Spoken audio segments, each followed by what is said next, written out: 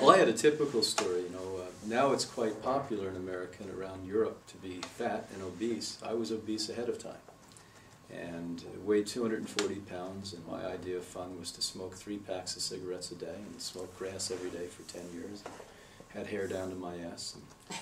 And I knew something was wrong because when I would walk upstairs, I'd stop every third step and pant.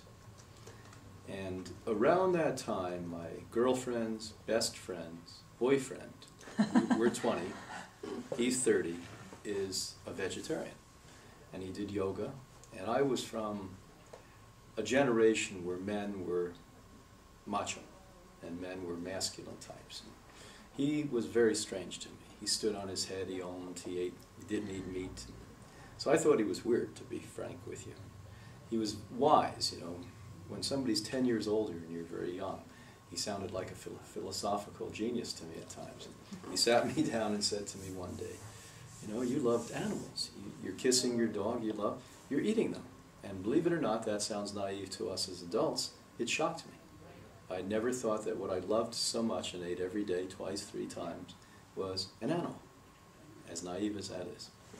And with one fell swoop, gave up eating meat, didn't know it had anything to do with health. It was a moral decision. Was fortunate, was at university at that point, to be put under the wing of a woman who had healed herself of cancer with food some 40 years earlier. The woman was 75 years old. And she had an organization with 200-300 people who all had similar stories. And they took me on almost as a mascot or as an adopted child and started to nurture me. And when I went through university and was on the way out, she said, you have to work in this field. I said, what is it? And she gave me the 3 things we wanted to hear in the 1960s. That you'd help people, so that was good.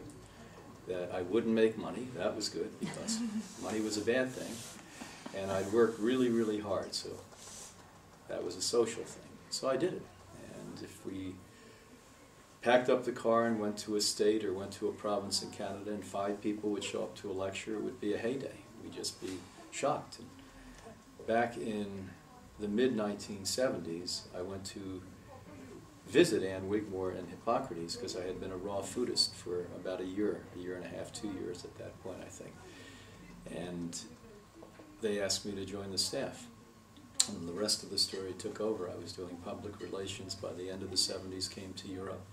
I was very lucky to direct Dr. Nolfi's Center for a year and brought back the raw foods there, introduced wheatgrass there, brought back the garlic that was there.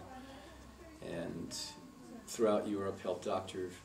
Schaller and Foundation Soleil in Geneva, Switzerland, and spent about a year with him. Went throughout Europe as well as the Middle East and the East and taught the raw food and living food diet. Went back in 1980, they asked me to direct Hippocrates. And since then I've been the director, since 1980. We moved Hippocrates 21 years ago from cold and dreary Boston to sunny and wonderful West Palm Beach, Florida. We're on lots of acreage, and we have vegetables. Fantastic thing is it's a jungle setting, and it's warm and people love it, and it's much easier to make the transformation in those environments. We have spa pools, and it's a very serious program. Anna Marie and I have a medical staff that works at our side. We do blood tests.